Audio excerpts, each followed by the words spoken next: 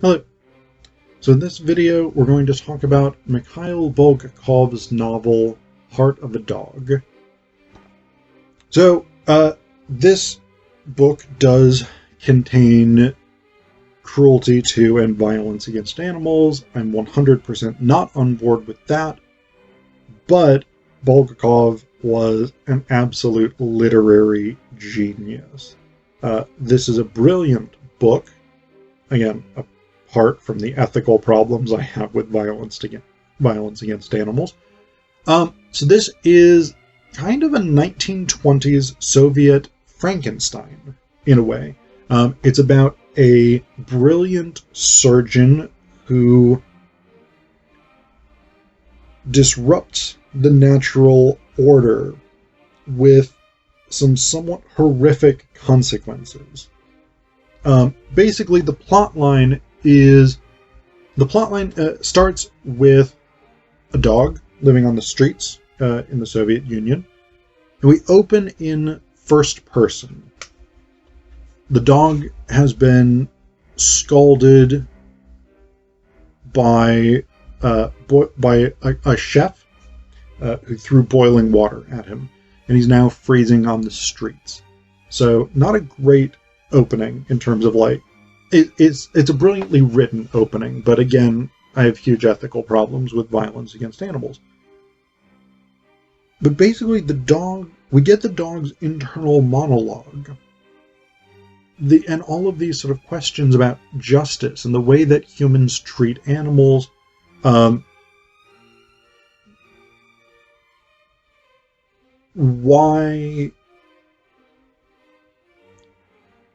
Why there is sort of inequality between the species, etc., etc. These sort of big ethical questions that the dog sort of muses over,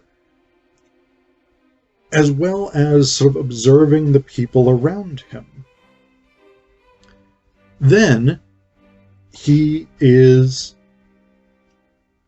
taken pity upon, really, by this very well-dressed man.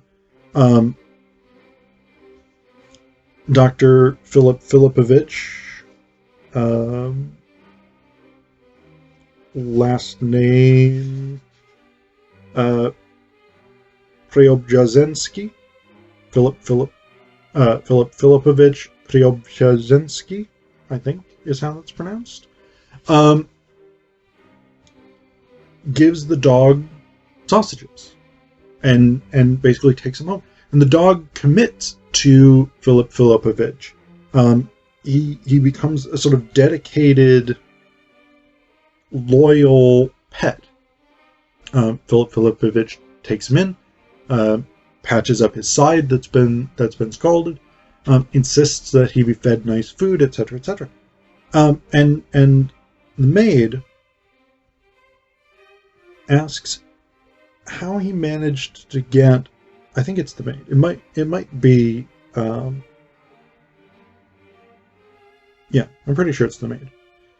Asks how Philip Philippovich got the dog to follow him, and he says, by kindness, the only method possible in dealing with living creatures. By terror, you cannot get anywhere with an animal, no matter what its stage of development. I've always asserted this. I assert it today, and I shall go on asserting it. They are wrong thinking that terror will help them. That's an interesting phrase. No, it won't, whatever its color, white, red, or even brown. Terror completely paralyzes the nervous system. Zina, that's the name of the maid, by the way. Yeah, this is the maid. I bought this scoundrel some Krakow sausage, a ruble and 40 kopecks worth. Be good enough to feed him as soon as he stops feeling nauseous. So, this is Philip Philippovich's professed philosophy, the idea of kindness. And what he does as a surgeon is very interesting, because essentially he rejuvenates people. It's a kind of more invasive cosmetic surgery that's premised on the idea that by transplanting organs, you can regenerate the human body. You can rejuvenate youth, for instance. And so the dog has a very vague sense of this. He doesn't really understand it. And again, the first half or so of the book is told from the dog's perspective.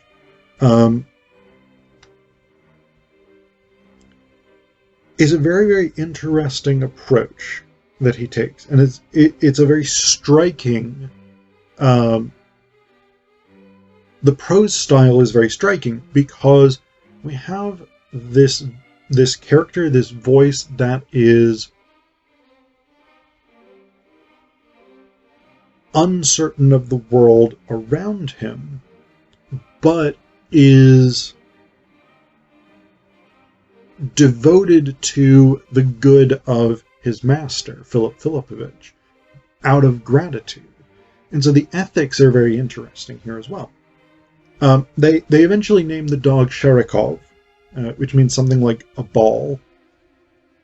And when Sharikov is fully recovered and sort of settled in and comfortable, we get this fairly devastating scene where Philip Filipovich and his assistant, Ivan Arnoldovich Bormenthal,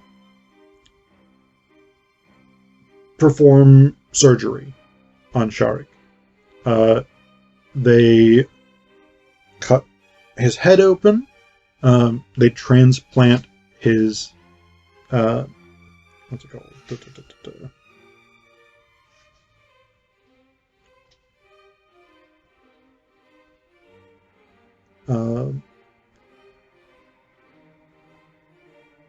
Give me just a second, and I will.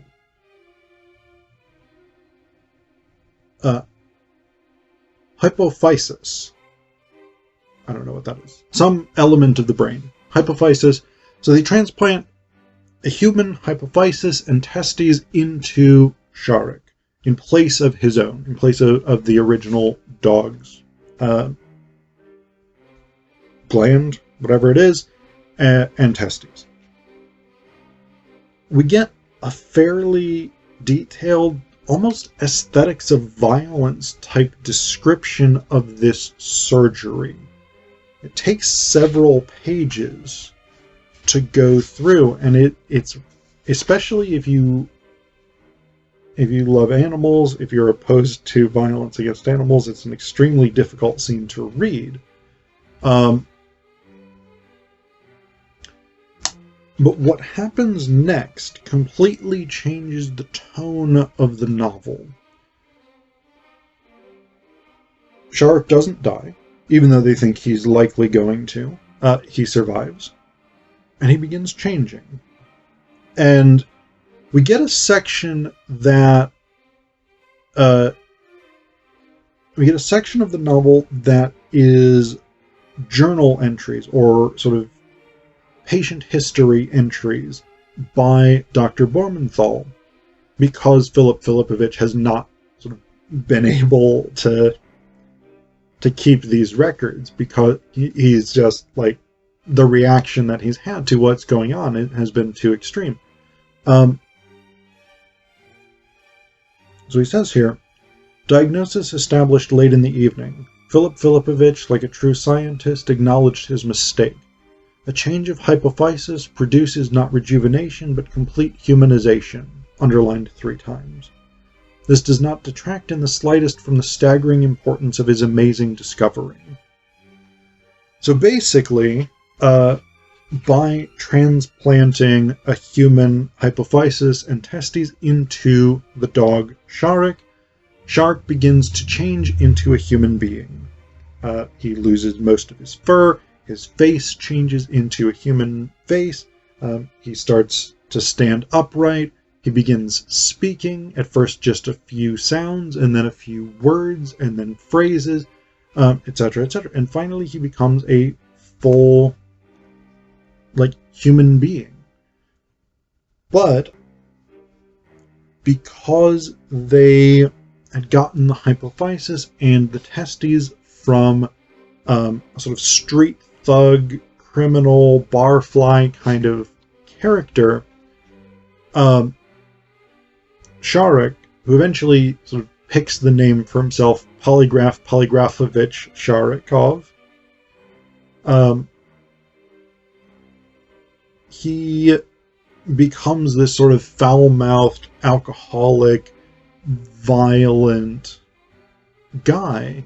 And the tension of the second half of the novel just becomes really, really dramatic. Like, it, in the way that, like, great classic horror stories like The Strange Case of Dr. Jekyll and Mr. Hyde or Frankenstein, in the way that these things build tension through their style and through this sort of underlying anxiety about what's going on and the nature of this scientific discovery, Bulgakov does the exact same thing in the second half of the book, as it becomes more and more difficult to figure out exactly who and what Sharikov is. Eventually, and there's all kinds of problems that come up. Eventually, Sharikov gets a job. He gets a job with he gets a job as the director of the subsection for purging the city of Moscow of stray animals, cats, etc., of the Moscow Communal Property Administration. So his hatred of cats is one of the last things that he retains from being a dog. And basically he gets a job murdering cats. Now, as a devoted cat owner myself, not on board. I don't approve. I can't stress this enough. But this is the job that he gets. Tensions continue to rise between especially Bormenthal and Sharikov, but also Przebrzezhnensky has these, like, he physically and psychologically degenerates because of the stress of this. Now finally, at the end of the novel, the proper end of the novel, before the epilogue, and that's important, we get this